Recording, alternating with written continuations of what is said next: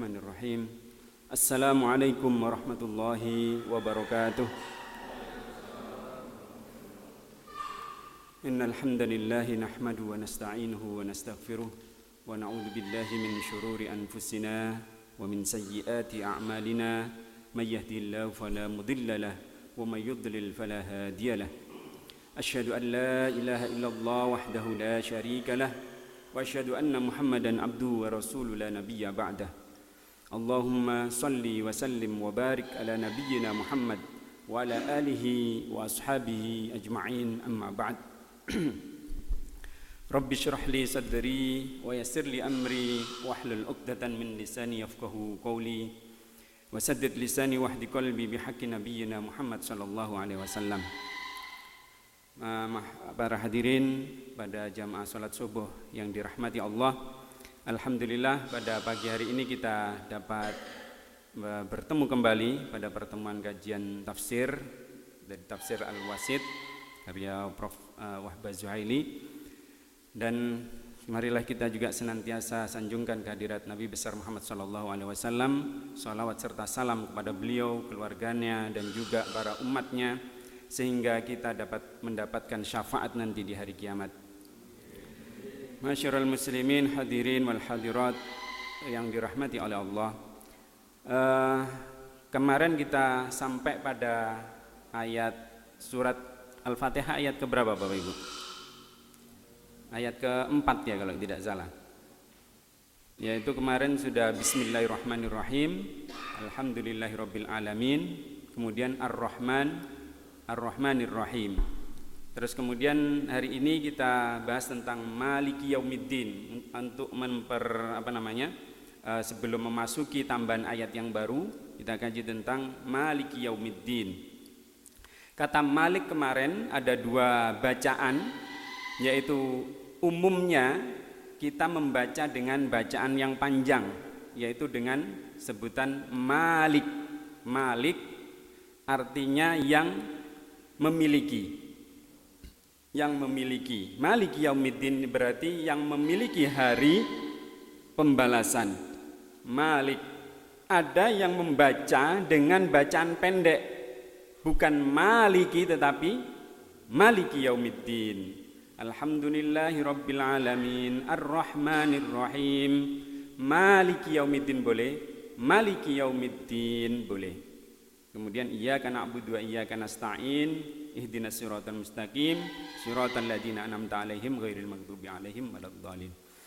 Maka pada ayat ini Maliki di sini adalah merupakan karena Allah sebagai pemilik satu-satunya pada hari kiamat itu atau pada hari pembalasan itu, ini menunjukkan bahwasanya setelah disebutkan Bismillahirrahmanirrahim, yaitu Allah yang memiliki sifat-sifat Rahman dan sifat Rahim, penyayang lagi pengasih, maka di sini disebutkan adalah pemilik hari pembalasan.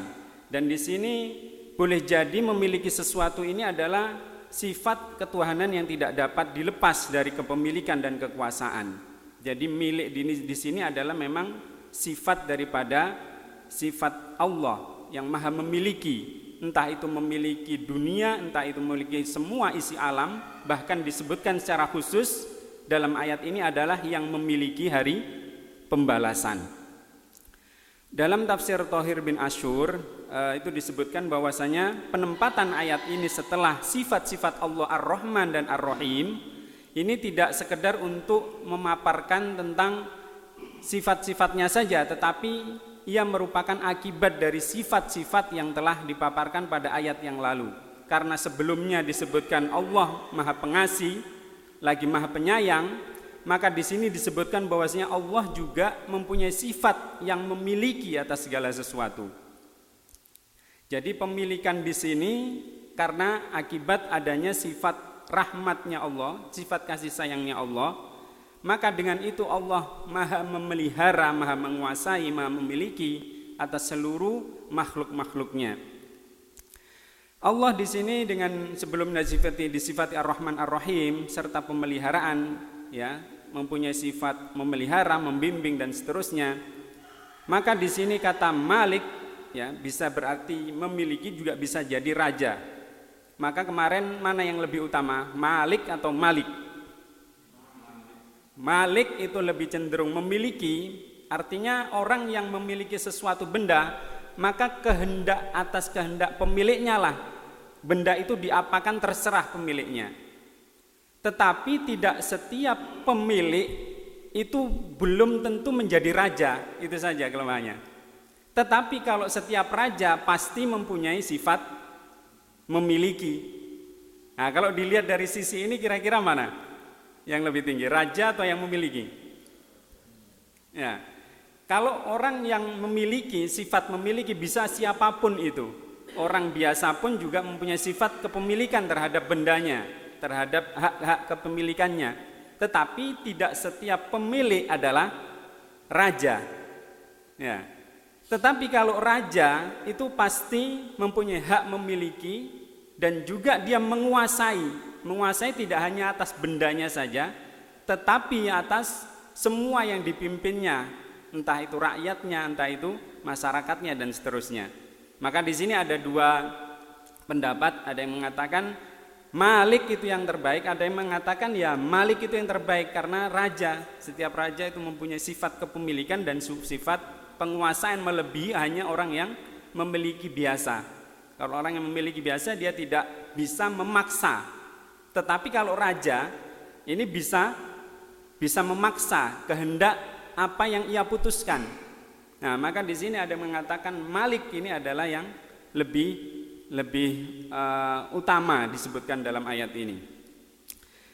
Nah, maka di sini dari sifat kepemilikan, Allah Subhanahu wa taala adalah raja sekaligus pemilik. Ini juga ada di dalam surat Ali Imran.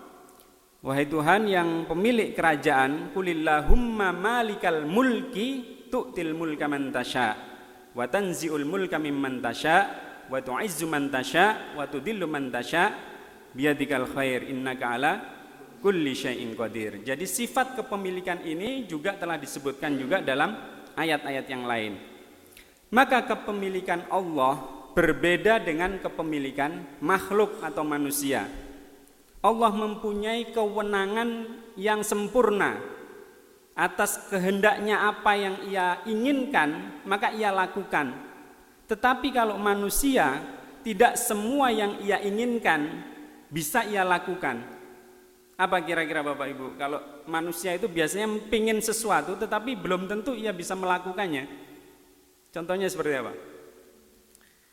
Ya contohnya ingin menjadi apa umpamanya? Seseorang ingin menjadi presiden lah umpamanya. Apakah semua orang bisa tercapai apa yang diinginkan? Ya tidak, hanya orang tertentu, bahkan dari sekian ratus juta hanya satu orang yang terpilih kan, tidak semuanya mungkin jadi. Nah inilah, jadi manusia meskipun ia mempunyai sesuatu kepemilikan dan kewenangan dan wewenang, tetapi wewenangnya terbatas manusia. Tidak semua yang diinginkan bisa tercapai. Tetapi kalau Allah, apapun yang diinginkan, apapun yang dia ingin atau hasrat lakukan, maka pasti akan terjadi. Maka di dalam ayatnya kun fayakun. Idza aradallahu syai'an ayyakula lahu kun fayakun.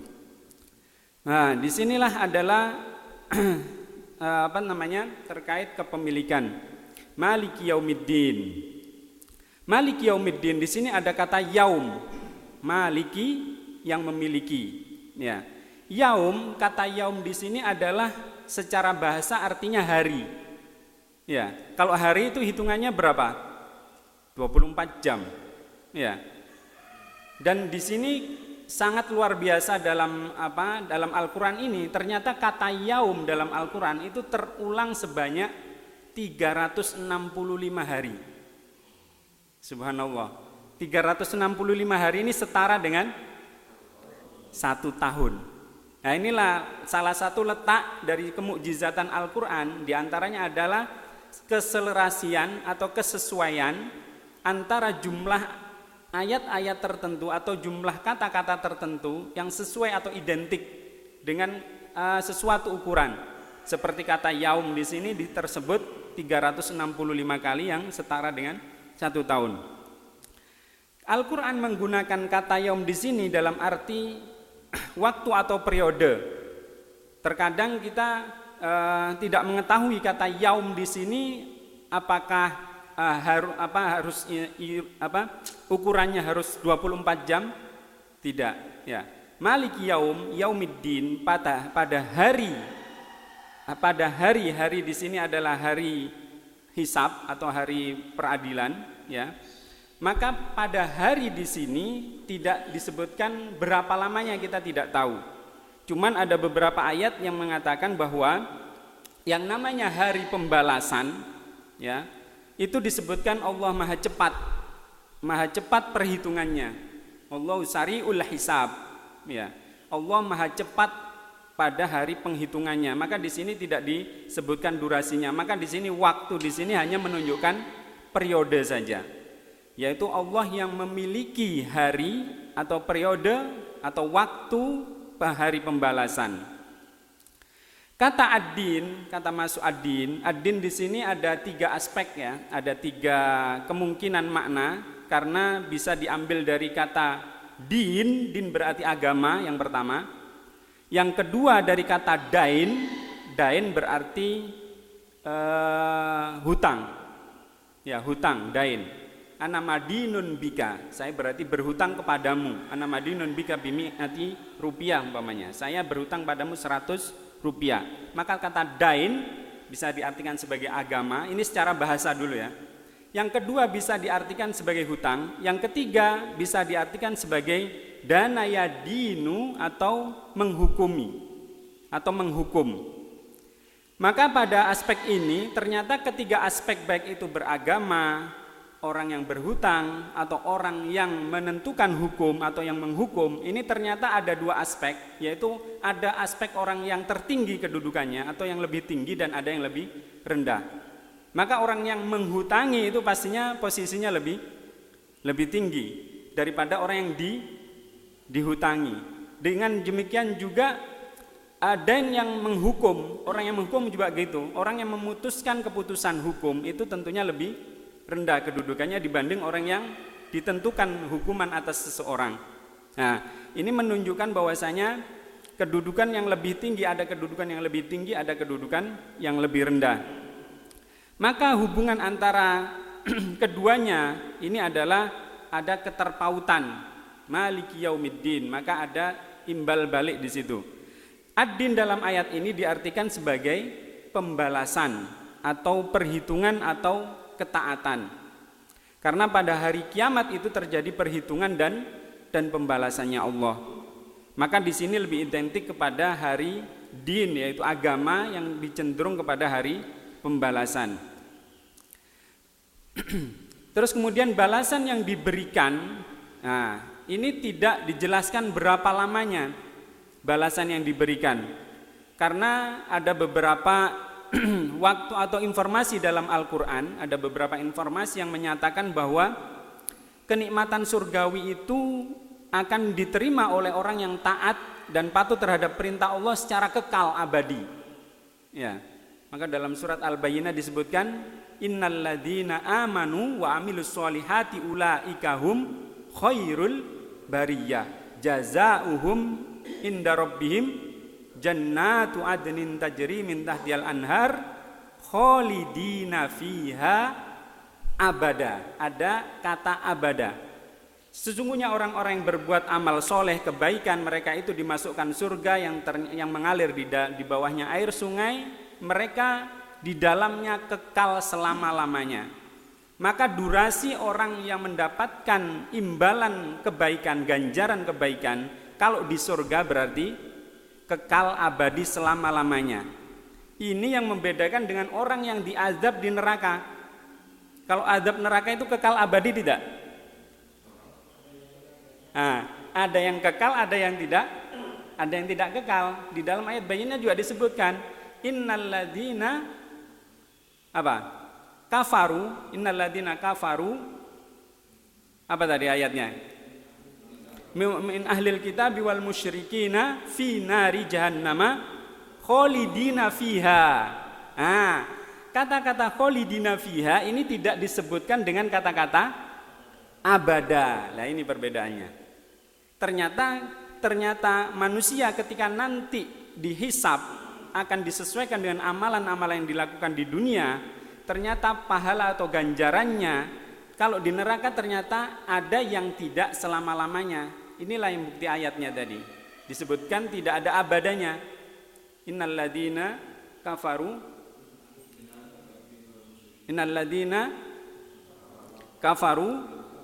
min ahlil kitabi wal musyrikina fi nari jahannama khalidina fiha.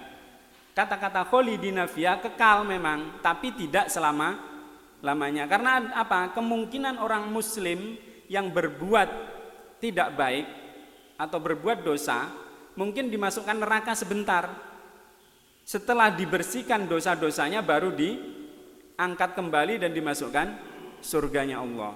Nah, inilah yang menunjukkan bahwasanya balasan atau ganjaran yang diberikan Allah ketika pada hari pembalasan durasinya bersifat apa? Sesuai dengan amalannya. Kalau dia ada dosanya dimasukkan neraka dulu, dibersihkan, kemudian dimasukkan surga yang kekal di dalamnya kalau sudah masuk ke surga. Maka balasan atau ganjaran ini ada yang bersifat perorangan, ada yang bersifat juga kolektif. Nah, ini tergantung amalan-amalan lagi di dunianya. Karena ketergantungan ini adalah merupakan ketentuan Allah terkait dengan apa yang dia lakukan dulu di dalam dunia atau di dunia atau di masyarakatnya. Maka ada pertanggungjawaban secara individu, ada pertanggungjawaban secara kolektif. Pertanggungjawaban individu ini di dalam seperti surat Maryam ayat 50, tiap-tiap makhluk yang ada di langit dan bumi akan datang kepadanya pada hari kiamat sendiri-sendiri. Ya. Terus kemudian dipertanggungjawabkan kolektif di dalam surat Al-Jasiyah ayat 28. Terus kemudian salah satu tema pokok yang menjadi perhatian Al-Quran adalah persoalan hari pembalasan. Ayat keempat dalam surat Al-Fatihah ini menyatakan bahwa Allah adalah pemilik atau raja dari hari kemudian. Maka di sini ada dua makna. Kepemilikan Allah terhadap hari pembalasan atau hari kemudian. Ini kenapa kok ditonjolkan, tidak disebutkan Allah itu tidak memiliki di dunia dan juga di akhirat, kan mestinya demikian mestinya. Maliki yaumiddin mestinya maliki yaumid dunya wa yaumil akhirah, kan mestinya begitu. Kenapa yang ditonjolkan adalah yaumiddin, Allah memiliki hari pembalasan, kan mestinya Allah bisa menyatakan Allah yang memiliki hari ketika di dunia dan juga di akhirat. Nah, ini ada dua aspek.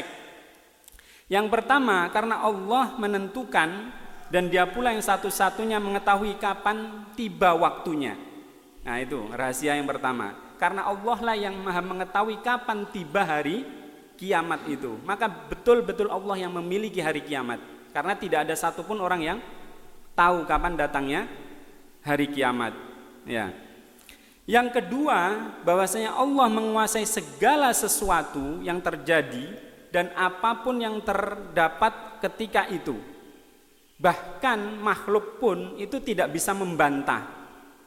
Kalau seandainya di dunia makhluk masih mungkin bisa membantah. Bahkan ada makhluk yang mengaku-ngaku sebagai Tuhan. Siapa itu?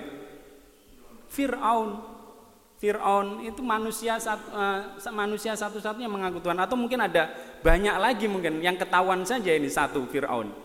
Ya, kalau di dunia masih ada kemungkinan orang atau makhluknya itu tidak taat kepada Allah, maka tidak disebutkan maliki yaumid dunya, tidak menyebutkan Allah memiliki pada kekuasaan ketika di dunia, karena ada makhluk yang memang tidak taat terhadap perintah-perintah Allah, seperti Fir'aun, Namrud dan yang lainnya.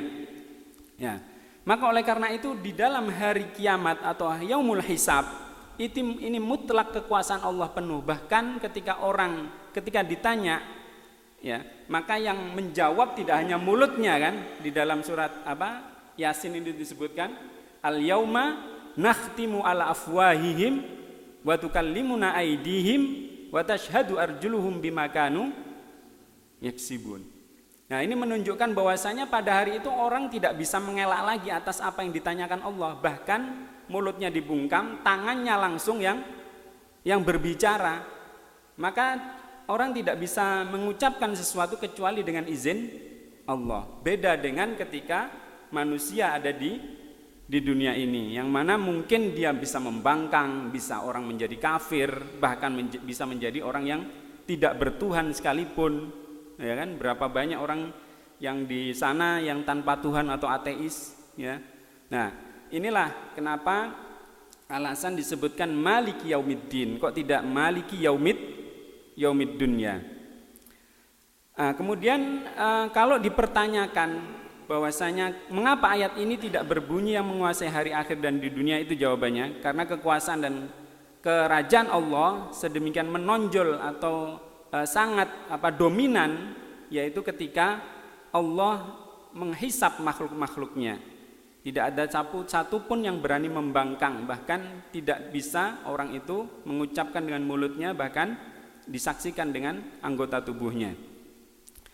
Terus kemudian pengertian bahwa apa yang dikemukakan di dalam kalimat yaumiddin, hari pembalasan di akhirat nanti setelah kehidupan dunia ini, ada pengertian batiniah dan juga ada pengertian yang memberi aspek-aspek makna yang berbeda. Pengertian batiniah di sini menurut pakar disebutkan yaum atau hari dalam Al-Qur'an berarti sesuatu yang cukup bagi terselesaikannya suatu perbuatan yang nyata, baik itu singkat maupun panjang. Hari pembalasan dalam ayat ini secara lahiriah adalah hari tampaknya secara jelas kemandirian Allah dalam memberi balasan. Jadi secara nyata Allah itu memberi balasan secara langsung kalau secara lahiriah.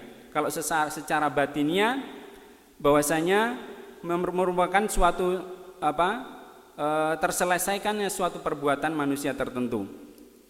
Itu makna lahiriah. Sedangkan makna batinnya, orang ketika melakukan suatu perbuatan, ya, karena ini ada aspek pembalasan, ya, yaumuddin, hari pembalasan.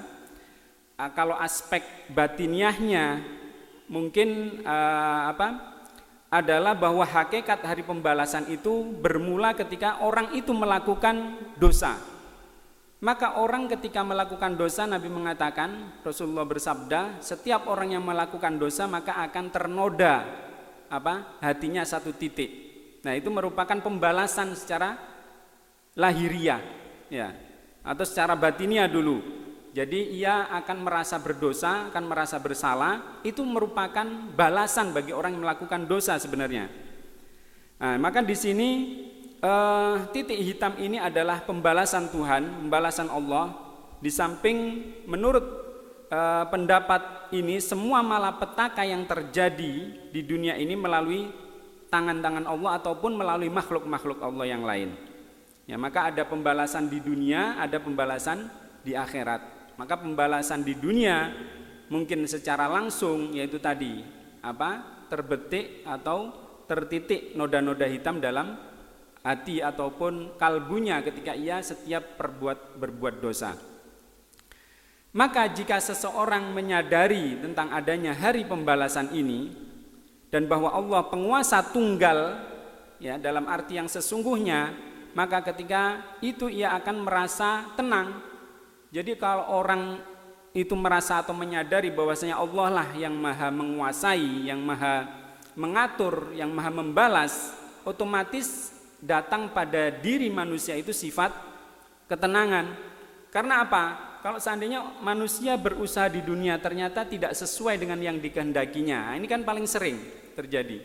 Dia sudah berusaha baik, dia sudah berbuat baik, tetapi balasannya ternyata kok dapatnya seperti ini. Nah, sehingga seakan-akan dia menyesali perbuatannya. Tapi kalau orang itu yakin terhadap Allah Maha Kuasa, Allah Maha Adil pada hari pembalasan, maka dia tidak pernah merasa sedih, ya, karena apa yang dia lakukan pasti ada balasan yang setimpal. Maka berapa banyak umpamanya pada masa sekarang umpamanya ada beberapa orang yang digusur tanahnya, ternyata tidak sesuai dengan ganti ruginya umpamanya, karena terpaksa dia mau nggak mau menyerahkan tanahnya, ya. Maka hal ini akan apa? Akan ada pembalasan. Maka orang yang meyakini atas kekuasaan Allah, keadilan Allah, maka dia tenang saja, ya. Meskipun pembalasan tidak di dunia, tapi pasti ada keadilan pada hari kiamat. Nah, inilah yang akan menjadikan seseorang itu selalu tenang dalam satu aspek. Yang kedua, manusia itu akan selalu awas atau hati-hati dalam setiap tindakannya. Maka sekali lagi perlu digarisbawahi bahwasanya ayat-ayat dalam surat Al-Fatihah ini ada beberapa aspek. Yang pertama adalah pengajaran Allah kepada manusia bagaimana cara bermohon kepada Allah. Ya. Cara bermohon kepada Allah dengan mengucapkan pujian tadi, yaitu alhamdulillah. Ya, itu aspek yang perlu digarisbawahi. Dan juga apa yang terpenting yang dimohonkan itu. Maka dalam kelompok ayat surat Al-Fatihah ini diketahui bahwa sebelum bermohon, seseorang itu hendaknya mempersiapkan jiwa raganya untuk supaya tidak terhalangi doanya itu dan langsung bisa dikabulkan oleh Allah, tentunya dengan hati yang bersih. Nah, maka di sini tafsiran dari Maliki Yaumiddin. Terus kemudian ayat yang kelima, yaitu iyyaka na'budu wa iyyaka nasta'in. Hanya kepadamu kami mengabdi dan hanya kepadamu kami meminta pertolongan. Kalau ayat-ayat sebelumnya itu menjelaskan tentang kelayakan kedudukan Allah dan sifat-sifatnya Ar-Rahman dan Ar-Rahim, dan juga di mana seseorang itu harus melakukan pujian dan yang layak hanya kepada Allah, ya. Maka di dalam ayat ini setelah disebutkan Maliki Yaumiddin, bahwasanya Allah yang maha memiliki dan juga merajai atau menguasai pada hari pembalasan, maka di sini disebutkan hanya kepadamu kami beribadah atau mengabdi. Ya, maka di sini menyangkut tentang permohonan hamba kepada Allah, yaitu permohonan hamba kepada Allah. Maka surat Al-Fatihah dalam hadis yang kita ketahui kemarin bahwasanya Allah membagi surat Al-Fatihah ini menjadi dua bagian, yaitu separuh untukku dan separuh untuk hambaku, ya kan? Untuk hambaku apa yang dia mohonkan, maka surat Al-Fatihah dari surat yang pertama atau ayat yang pertama, Bismillahirrahmanirrahim, Alhamdulillahirabbil alamin, Ar-Rahmanirrahim, ini adalah milik Allah. Karena pujian dan juga sanjungan kepada Allah. Maka Allah mengatakan ini adalah maka Allah mengatakan dalam hadis itu, ketika hamba menyebutkan Alhamdulillahirabbil alamin, aku dipuja hambaku. Ar-Rahmanirrahim, aku disanjung oleh hambaku. Maliki Yaumiddin juga demikian, bahwasanya dia mengagungkanku. Nah, ini bagian dari Allah. Namun dalam iyyaka na'budu wa iyyaka nasta'in, nah ini di sini disebutkan ketika hambaku menyebutkannya, ini adalah antara aku dan hambaku. Nah, karena ada permohonan hamba kepada Tuhannya, karena hanya kepadamu kami mengabdi. Maka ini adalah bagian hambaku dan juga aku. Maka di sini ayat-ayat yang merupakan bagian Allah itu adalah ayat-ayat yang membicarakan sifat Allah tadi di atas, ya, dengan kekuasaannya yang tidak terbatas, dan basmalah sampai dengan Maliki Yaumiddin itu adalah khusus untuk Allah semata. Sedang ditafsirkan pada ayat iyyaka na'budu wa iyyaka nasta'in ini bisa digarisbawahi adalah ayat yang bersama, artinya ada bagian hamba dan ada bagian Allah. Iyyaka na'budu berarti bagian hamba, wa nasta'in juga bagian hambanya karena permohonan, ya. Sebagian untuk Allah, sebagian untuk hambanya. Terus kemudian bukti kalimat tersebut ada sisi pengajarannya, yaitu bahwasanya Allah mengajarkan kepada kita bagaimana kita ini harus mengucapkan kata-kata seperti alhamdulillah, kata-kata bersyukur. Dan di sini dapat dikatakan bahwasanya pengajaran Allah ini mempunyai beberapa kategori pengucapan, dengan kata lain adalah pemilik. Yang pertama, kategori pertama, ucapan kalimat yang sejak semula merupakan firman Allah, Allah mengucapkan secara langsung. Jadi di dalam Al-Quran itu ada tiga aspek. Yang pertama adalah orang yang pertama mengucapkan, yaitu umpamanya saya mengucapkan kepada yang saya omongi, maka aspek yang pertama adalah subjek pertama ya. Subjek pertama, terus kemudian subjek kedua, ada subjek ketiga. Jadi di dalam Al-Quran ini terdapat tiga aspek. Yang pertama adalah orang yang pertama, orang yang kedua, dan orang yang ketiga. Kalau di dalam surat Al-Fatihah dari surat yang ayat pertama, Bismillahirrahmanirrahim, Alhamdulillahirabbil alamin, Ar-Rahmanir-Rahim, Maliki Yaumiddin. 4 ayat ini adalah subjeknya adalah orang ketiga. Allah adalah yang dibicarakan di sini. Karena di situ membicarakan tentang kekuasaan Allah, sifat-sifat Allah, yang layak dipuji adalah Allah. Ini adalah aspek yang ketiga.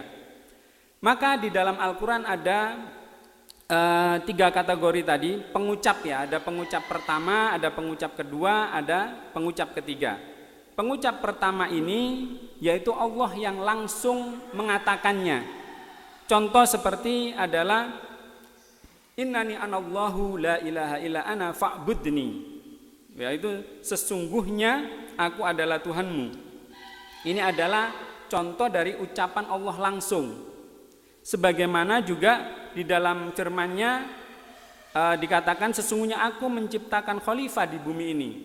Inni ja'ilun fil ardi khalifah. Sesungguhnya aku yang menciptakan khalifah di atas bumi ini. Maka ini adalah aspek pengucap pertama. Jadi ada pengucap pertama, maka ayat-ayat Al-Quran biasanya disebutkan dengan inni, sesungguhnya aku. Inni atau innani, ya. Inni ja'ilun fil ardi khalifah, berarti akulah yang menciptakan khalifah di atas bumi ini. Terus yang kedua, ayat-ayat Al-Quran ini juga mempunyai pengucap kedua, yaitu seperti halnya kejadian Nabi Muhammad dan juga Abu Bakar ketika di Gua Sur.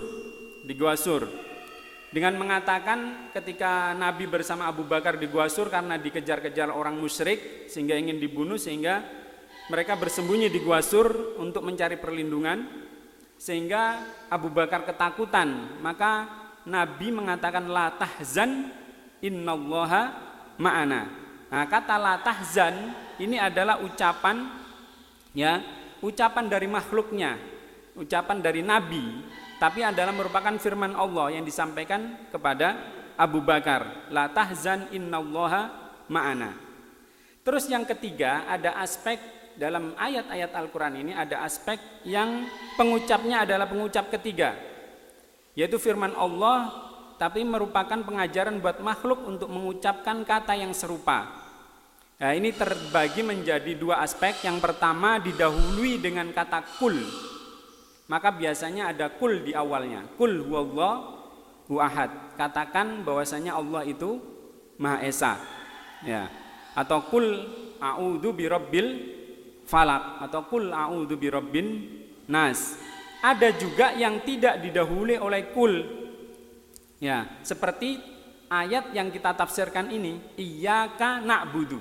Iyyaka na'budu. Jadi adalah firman Allah yang merupakan pengajaran buat makhluk yang mengucapkan kata yang serupa agar makhluk ini mengucapkan kata yang diajarkan Allah. Ya. Terus kemudian kata iyyaka sudah, na'budu sekarang. Kata na'budu. Banyak pesan yang dikandung oleh dua kata yang terangkai dari iyyaka na'budu. Secara tidak langsung ayat ini sebenarnya mengecam orang-orang yang telah tidak bertuhan selain Allah, yaitu orang-orang yang dahulu ketika Islam datang itu kan banyak mereka yang menyembah selain Allah. Mereka menyembah berhala, ada tuhannya mereka Lata, ada Uzza, ya, ada dari kalangan kaum Sabak dan Yaman juga menyembah selain Allah, yaitu seperti ada Ukal, Zobat dan yang lainnya. Terus kemudian dari orang Persia menyembah apa kalau orang Persia itu? Menyembah api, ya. Terus kemudian dan banyak hal yang lain. Nah, aspek iyyaka na'budu, hanya kepadamulah kami mengabdi atau menyembah, ini adalah seakan-akan mengecam orang-orang yang tidak menyembah Allah. Jadi orang-orang yang tidak menyembah Allah itu dikecam dengan ayat ini. Artinya ya tidak benar mereka gitu loh. Mereka itu tidak benar apa yang dia sembah, yang benar adalah hanya kepada Allah ini. Nah, maka ayat ini adalah ayat yang mengecam mereka semua dan mengumandangkan bahwa yang disembah itu hanya Allah Ta'ala, maka disebutkan Rabbul Alamin. Terus kemudian kata iyyaka. Kata iyyaka merupakan kata yang menunjuk kepada persona kedua, hanya kepadamu. Kalau yang pembicara saya, kalau mengatakan padamu berarti orang kedua adalah kamu, ya kan? Iyyaka, hanya kepadamu. Nah, ini menunjukkan bahwasanya ada perubahan konteks yang diajak bicara. Yang dari ayat pertama sampai ayat yang keempat tadi itu adalah subjeknya orang ketiga, yaitu membicarakan tentang kekuasaan Allah, ciptaan Allah. Namun tiba-tiba pada ayat yang kelima ini, ya, tiba-tiba langsung iyyaka, langsung kepadamu. Jadi ada perubahan subjek, ya, pelaku. Nah, yaitu hanya kepadamu kami memohon. Nah, ini menunjukkan supaya apa? Intibah. Intibah itu artinya memunculkan perhatian penuh. Yang awalnya kita memuji kepada Allah, tiba-tiba langsung hanya kepadamu. Nah, ini menunjukkan supaya muncul perhatian. Dan juga ini supaya kita dapat menghadirkan Allah secara langsung dalam benak kita. Ibarat orang yang melakukan sholat itu bisa bercakap-cakap langsung dengan Allah, maka dengan kata iyyaka, maka tidaklah sangatlah tepat jika surat Al-Fatihah ini dijadikan surat yang selalu dibaca pada setiap rokaat dalam sholat. Karena apa? Ini adalah ayat yang menghadirkan Allah langsung, yang diajak dialog oleh manusia secara langsung. Jadi iyyaka na'budu, langsung kita memohon pertolongannya kepada Allah. Seperti halnya kalau kita menyebutkan rumah umpamanya, kalau disebutkan hanya rumah saja mungkin identik pada pikiran kita, rumah itu umum, nggak kebayang rumah gambarnya kayak apa. Tetapi ketika disebutkan rumahnya Ahmad umpamanya, rumahnya Fulan umpamanya, maka akan muncul dalam benak kita gambar rumah dan orang yang memilikinya. Demikian juga kata iyyaka na'budu, kepadamu kami memohon, maka akan terbersit pada benak kita hanya Allah kita memohon pertolongan dan tidak kepada yang lainnya. Nah, inilah ya yang menunjukkan kata iyyaka di sini. Maka anak kalimat ayat ini menuntut untuk mengundang kehadiran Allah ketika melaksanakan ibadah, yaitu dengan sebutkan kepadamu itu tadi. Di sini akan muncul sebuah pengawasan, ya, yang tampil dalam permukaan hakikat ihsan sebenarnya. Ihsan itu apa? Dalam hadis Nabi, ketika didatangi Jibril dalam sebuah halaqah, beliau ditanya apa itu iman, apa itu Islam, dan apa itu ihsan. Kalau malaikat menanyakan apa itu Islam, ya seperti bahwasanya Kalau ihsan, beliau ditanyakan mahwal ihsan an ta'budallah ka'annaka tarahu fa illam takun tarahu fa innahu yaraka, yaitu hendaknya engkau menyembah Allah, ya, an ta'budallah ka'annaka tarahu, seakan-akan kamu itu tahu benar. Meskipun kamu tidak tahu, maka yakini bahwasanya Allah pasti tahu. Nah, inilah yang bentuk ihsan di sini bisa diterapkan dalam iyyaka na'budu wa iyyaka nasta'in, yaitu pengabdian kita kepada Allah, ya, tanpa melihat beliau kita meyakini bahwasanya Allah hadir pada kita. Maka kata iyyaka mengandung arti khusus, ya, pengkhususan, yaitu tidak ada selain engkau, maka tertuju pada satu, tidak ada yang lainnya. Terus kemudian kata na'budu diartikan di sini sebagai menyembah ataupun mengabdi, ataupun bisa disebutkan dengan kata taat. Hanya kepadamulah kami menyembah, hanya kepadamulah kami taat, ya. Maka kata abdun itu artinya mempunyai banyak artian. Abdun itu bisa diartikan sebagai hamba, ya. Bisa diartikan sebagai lemah lembut, bisa diartikan sebagai anak panah yang gepeng atau pendek dan lebar. Maka dapat berarti juga memiliki tumbuhan yang memiliki aroma yang harum. Ini kata abdun. Jadi kata abdun mempunyai banyak makna. Bisa diartikan, yang umum kita ketahui adalah hamba, ya. Hamba bisa diartikan sebagai anak panah, bisa diartikan kelemah lembutan, bisa diartikan kekokohan, bisa diartikan tumbuhan yang memiliki aroma harum. Maka apabila seorang menjadi abdun ataupun hamba atau abdi negara, anggaplah seperti itu, maka otomatis seorang hamba ini tidak memiliki sesuatu. Apabila ia memilikinya, ya, maka dia tidak merasa itu adalah miliknya. Maka apa yang dimilikinya hakikatnya adalah milik tuannya. Ya, ibarat seperti apa? Seperti tukang parkir, ya. Seperti tukang parkir, Bapak Ibu, ya. Kalau tukang parkir itu dititipi, merasa dia memiliki karena harus diawasi, kan gitu. Ya, tetapi ketika tuannya datang meminta, ya diserahkan begitu saja, kan. Nah, itulah sifat abdun ataupun hamba. Manusia juga demikian. Hakikatnya apa yang dia miliki dari hartanya, anaknya, kedudukannya, apa yang dimiliki di dunia ini, ya seperti abdun tadi, hamba tadi. Dia hanya dititipi tuannya, dititipin Allah. Maka setiap apa yang diamanahkan kepada kita, ya kita harus rela ketika harus waktunya diambil, ya. Kalau waktunya diambil kita harus ikhlas. Nah, inilah sifat penghambaan kita kepada Allah yang sebenarnya. Jadi pengabdian itu adalah merupakan ketaatan, ketundukan, dan juga merupakan suatu sifat keikhlasan kita kepada Allah.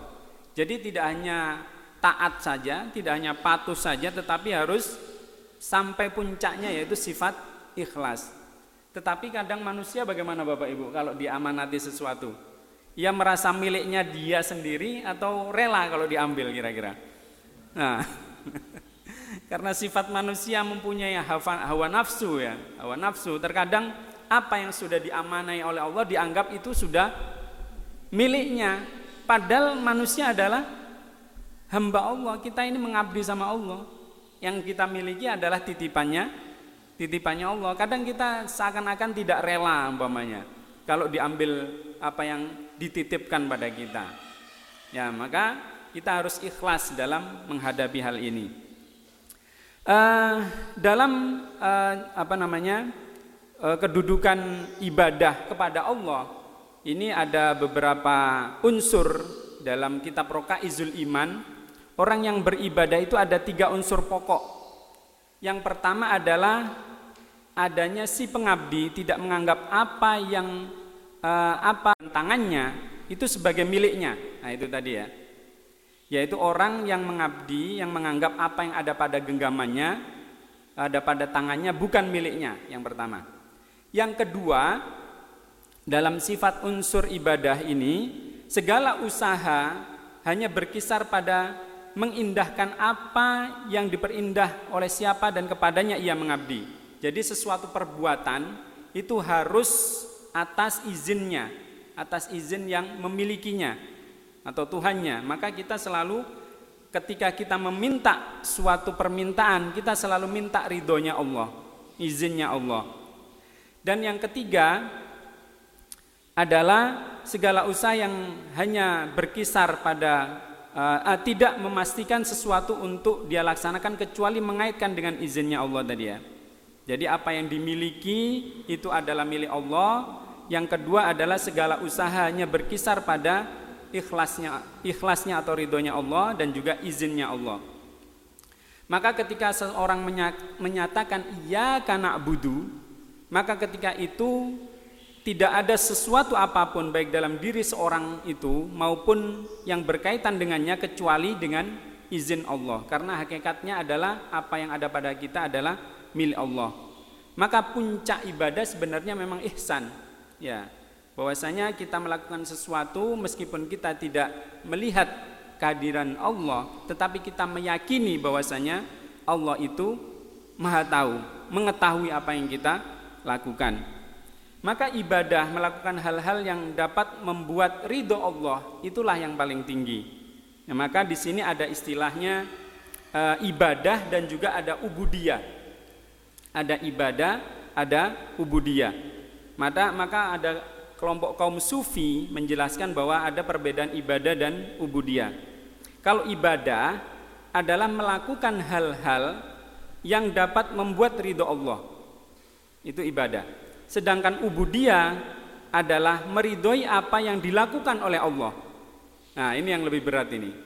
Meridhoi apa yang dilakukan oleh Allah. Artinya kita harus ikhlas atas apa yang diinginkan dan dikehendaki oleh Allah. Karena terkadang apa yang dikehendaki oleh Allah itu kadang kita tidak Nah, kadang kita masih belum bisa menerima, ya kan?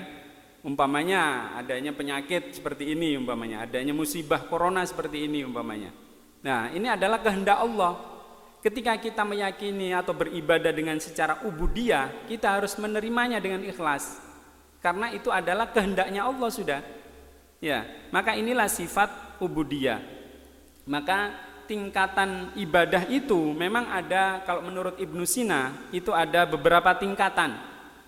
Yang pertama, yang terendah yaitu orang melakukan ibadah itu takut karena siksaannya. Nah, itu yang pertama. Jadi melakukan perintah Allah, ibadah Allah itu takut karena siksaannya. Jadi motivasinya ya hanya karena takut karena siksanya. Ya. Yang kedua, karena ia menginginkan surganya Allah. Ya, ibarat seorang pedagang, ya kan? Kalau dia kalau dia laku, dia senang, dia ikhlas. Tetapi kalau dia rugi, ya dia sedih, ya seperti itu. Nah, ini hanya mengharapkan surganya Allah. Dan yang ketiga yang paling tinggi ini adalah karena sifat atau dorongan cintanya ia kepada Allah. Dan ini yang paling tinggi. Maka ibarat orang beribadah, kalau ibarat anak itu seperti kalau orang itu ingin melakukan sesuatu perbuatan dengan diiming-imingi sesuatu, berarti tingkatannya masih rendah, masih anak-anak. Contoh anak umpamanya disuruh sholat, kira-kira langsung melakukan atau enggak? Tapi kalau diiming-imingi nanti saya kasih hadiah, ya sama manusia juga demikian. Manusia ketika diperintahkan suatu perintah Allah, terkadang Allah masih mengiming-imingi adanya surga. Orang yang berbuat baik akan mendapat surga. Ini sama, kalau niatnya orang dalam beribadah karena ingin, ya, karena ingin daripada imbalan-imbalan tadi, ya sama derajatnya seperti anak-anak tadi. Tetapi ketika seseorang melakukan amalan dengan keikhlasannya, dengan dorongan dari dirinya karena dia cinta kepada Allah, nah, maka ini ya seperti orang yang sudah dewasa, artinya sudah sadar itu adalah kebutuhan bahwasanya dia ini memang harus mensyukuri atas apa yang Allah berikan kepadanya. Nah, ini adalah tingkatan-tingkatan dari ibadah. Maka ada yang sifatnya masih takut siksaannya, masih mengharapkan surganya, ya. Dan yang ketiga adalah ikhlas karena Allah. Maka itu adalah yang paling tinggi. Nah, maka di sini Allah Subhanahu wa taala menciptakan alam ini agar menjadi sarana untuk menampakkan kesempurnaannya. Maka Allah dengan sifatnya maha kuasa, maha mengatur, maha mengelola, ini menunjukkan bahwasanya Allah ini ingin menampakkan kesempurnaannya dengan sifat-sifat wujudnya tadi. Maka Allah mensyariatkan ibadah, ya. Ini tujuannya agar manusia itu sendiri itu juga menghambakan dirinya kepada Allah dengan cara bersyukur tadi. Maka jika tidak mengingat tentang kedudukan Allah, berarti manusia itu ingkar terhadap nikmat-nikmatnya. Ibadah ataupun pengabdian yang dimaksud dalam ayat ini, ya, ini adalah tidak terbatas pada hal yang diungkapkan oleh ahli fikih saja, yaitu seperti sholat, puasa, zakat atau haji. Tetapi juga mencakup segala aktivitas manusia, baik itu pasif maupun aktif. Jadi ibadah di sini sangat luas, karena di dalam Al-Quran surat Al-An'am disebutkan inna sholati wa nusuki wa mahyaya wa mamati lillahi rabbil alamin. Sesungguhnya sholatku, ibadahku, hidupku, matiku, ya kan, hanya karena Allah yang memelihara seluruh alam ini. Jadi aspek ibadah di sini iyyaka na'budu tidak hanya aspek fikihnya saja, tetapi juga seluruh aspek yang dilakukan oleh manusia itu harusnya dikarenakan karena Allah Subhanahu wa taala. Ya. Maka dalam hal ini disebutkan ada beberapa hanya kepadamu kami mengabdi, hanya kepadamu kami meminta pertolongan. Maka kata kami atau kekamian di sini kan di sana disebutkan na'budu dengan kami, ya. Itu digunakan ayat karena mengandung beberapa pesan. Kata na yang awalnya alhamdulillah adalah orang yang menyatakan orang ketiga bahwasanya Allah yang harus dipuji, tapi di dalam ayat ini tiba-tiba menyatakan kami. Iya karena na'budu, hanya kepadamu kami. Ini ada beberapa aspek. Yang pertama, menggambarkan bahwa ciri khas ajaran Islam adalah kebersamaan. Maka dianjurkan kita selalu berjamaah, ya. Maka sebagai seorang muslim, ya, kita selalu dianjurkan berjamaah seperti dalam sholatnya, ya kan, harus memiliki kesadaran bersamaan dan juga aspek-aspek sosial yang lain bersama. Dan juga seperti kesadaran akan kebersamaan yang tidak terbatas sebagai sesama muslim, seperti berbangsa, bertetangga, ya. Terus sifat kemanusiaan, ya, ini artinya orang muslim itu mempunyai sifat sosial kebersamaan yang tinggi. Maka rasa inilah yang menunjukkan, yang menghasilkan rasa kemanusiaan di sini. Jadi karena ada aspek sosial. Yang kedua, dikatakan dengan na'budu dengan kami di sini, menggunakan kami dalam ayat ini, iyyaka na'budu, berkaitan dengan bentuk ibadah yang seharusnya dilakukan oleh setiap muslim. Ya.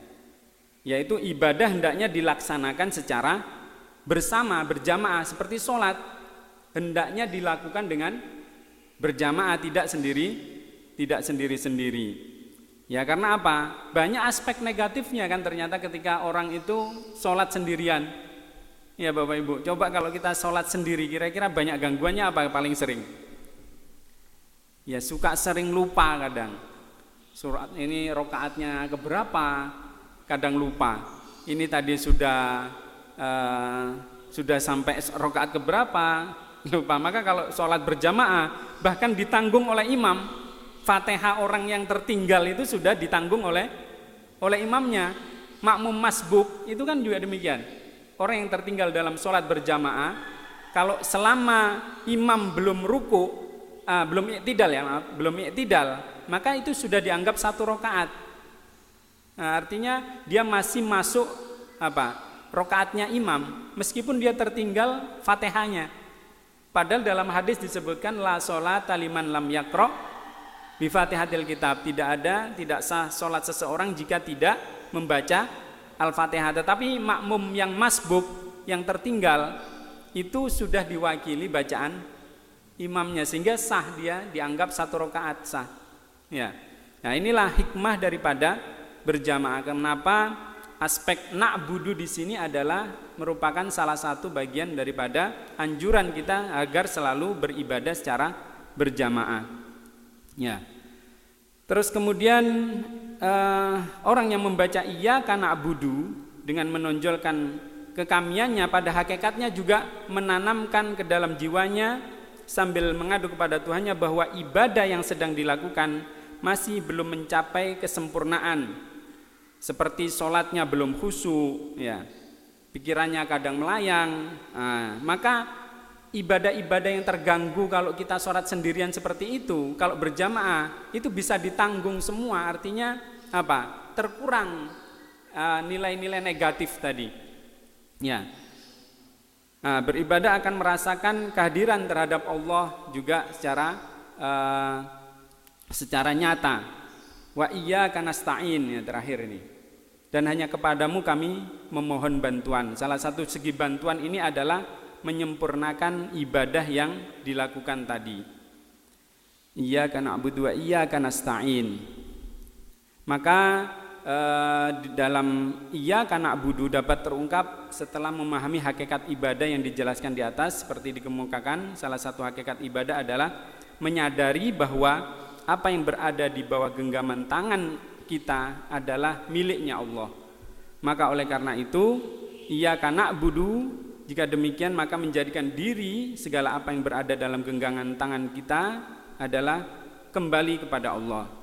Termasuk si pengucap, bahwasanya orang yang mengucapkan iyyaka na'budu juga harus merasa bahwasanya dirinya adalah milik Allah. Maka hanya kepada Allah lah nasta'in, kita boleh untuk meminta pertolongan. Ya. Mungkin itu barangkali yang bisa disampaikan pada pertemuan hari ini. Jika ada pertanyaan atau sanggahan atau tanggapan, silakan barangkali. Monggo.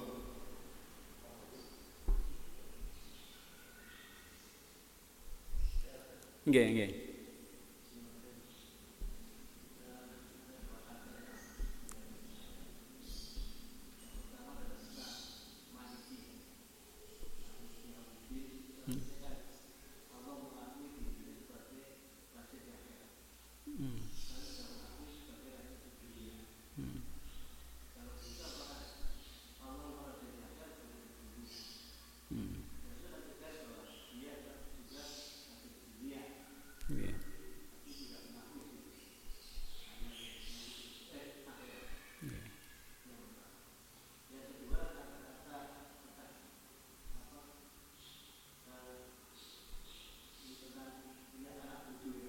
Yeah.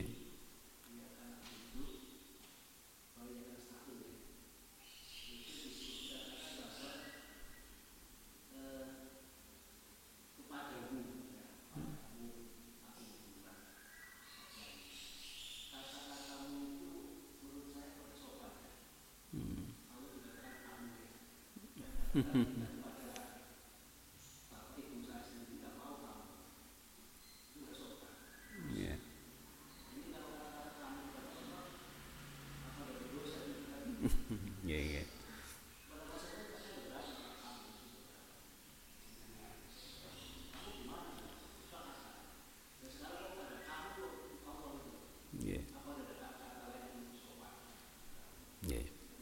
Yeah. Ya, baik. Untuk kata yang pertama yaitu Maliki, yaitu raja. Kenapa di dalam surat Al-Fatihah ini disebutkan yang menonjol atau yang ditekankan hanya Allah Maha menjadi raja pada hari pembalasan saja. Kenapa tidak umum, yaitu raja yang memiliki alam semesta semua?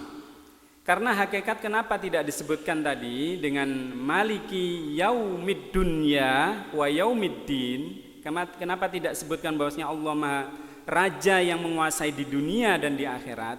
Karena hakikatnya Allah itu lebih memaksakan kehendaknya, kemampuannya, serta apapun aspek itu ditonjolkan pada hari akhirat. Kalau manusia di dunia diberi kehendak sesuai dengan apa yang dia lakukan, ya, maka di sini ada aspek orang yang melakukan suatu perbuatan itu ada hakikatnya ada yang membagi dua ya, ada sifat qadariyah, ada jabariyah. Kalau qadariyah itu yang menyatakan bahwasanya orang berkehendak itu atas keinginan dari dirinya tanpa ada andil Allah, itu qadariyah. Kalau jabariyah itu aspek orang yang berkehendak itu mutlak hanya Allah, tidak ada andil orang yang berkeinginan melakukan. Ya. Maka di dalam aspek maliki yaumiddin, Allah adalah raja, yaitu yang memiliki hari pembalasan. Aspek tidak ada andil manusia ini sudah dicabut.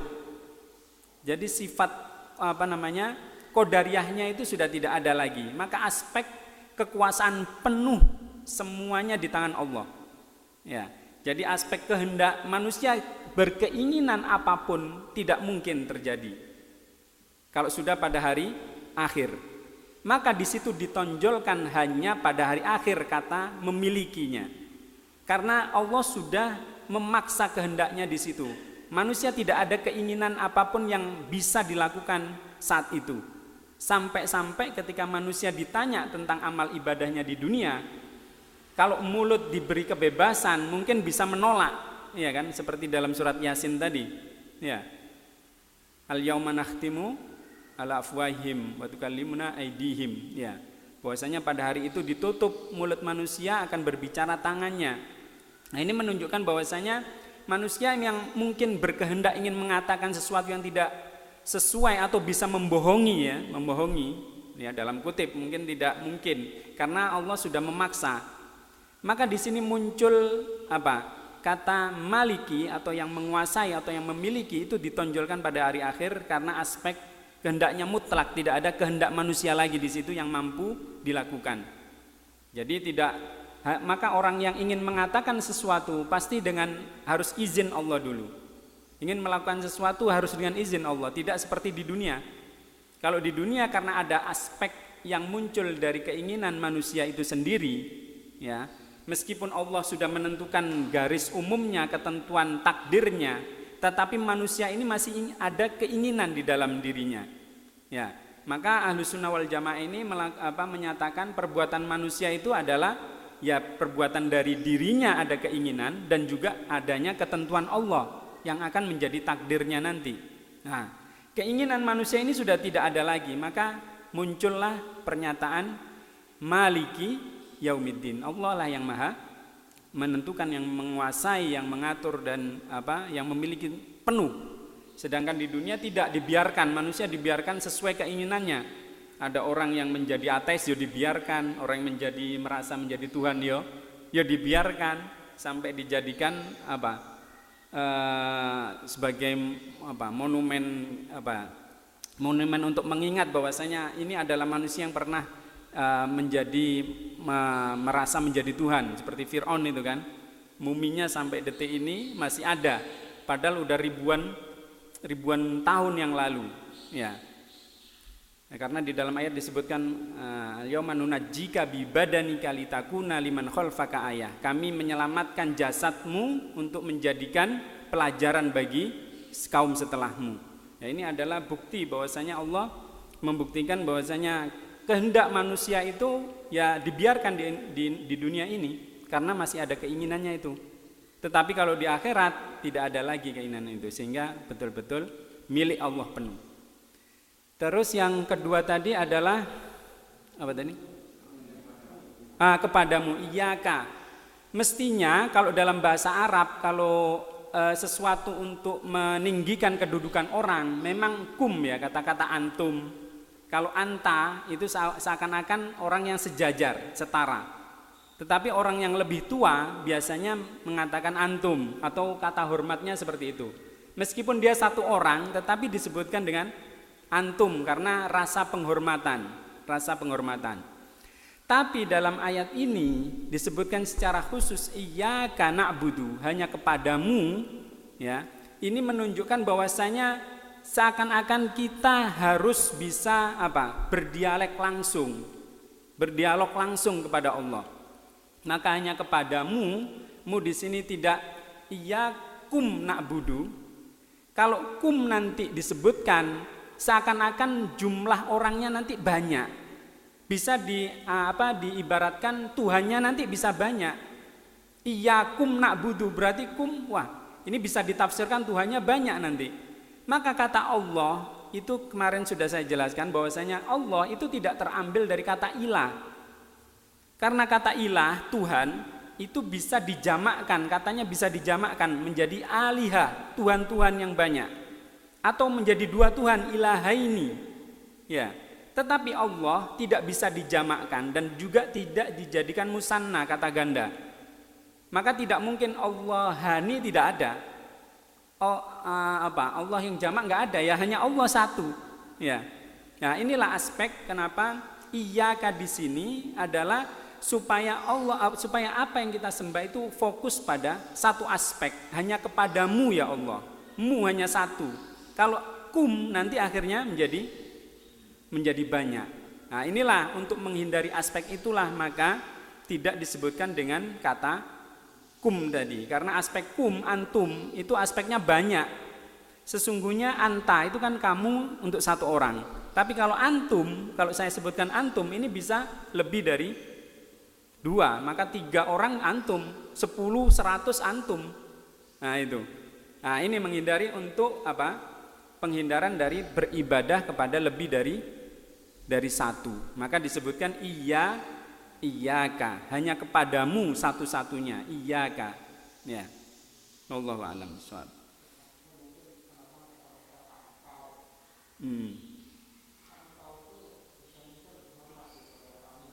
Ya. Ya, kata engkau ini hanya perbedaan ucapan kalau dalam aspek bahasa. Hanya kepadamu kan secara langsung. Jadi orang seakan-akan berdialog langsung kepadamu. Atau kalau kepada engkau itu seakan-akan merasa jauh. Kalau engkau seakan-akan jauh, tetapi dengan iyyaka seakan-akan kita langsung berdialog berhadapan. Nah, itu dengan satu aspek juga. Salah satu aspek kenapa menjadi iyyaka kamu. Jadi seakan-akan kita berdialog berhadapan secara langsung. Inilah aspek kenapa disebutkan ini adalah aspek ihsan di dalam beribadah Al-Quran. Maka layak surat Al-Fatihah ini dibaca setiap sholat karena kita seolah-olah bercakapan langsung dengan Allah, hadir di hadapan kita dengan menyebutkan iyyaka na'budu, kepadamu, hanya kepadamu ya Allah kami menyembah. Nah, sehingga disebutkan kamu di sini, tidak engkau. Kalau engkau mungkin dianggapnya jauh ya, seakan-akan jauh, tetapi ini menghadirkan Allah di hadapan kita dan berdialog langsung. Sehingga aspek ihsan itu muncul, anta'budallah ka'annaka tarahu. Sesungguhnya orang menyembah Allah itu sebetulnya hakikatnya adalah betul-betul engkau di hadapannya meskipun engkau tidak melihatnya. Kalau engkau tidak melihatnya, sesungguhnya Allah pasti melihatmu. Nah, inilah hakikat ihsan dalam beribadah ini. Ya, demikian, wallahu a'lam. Ya, cukup barangkali ya.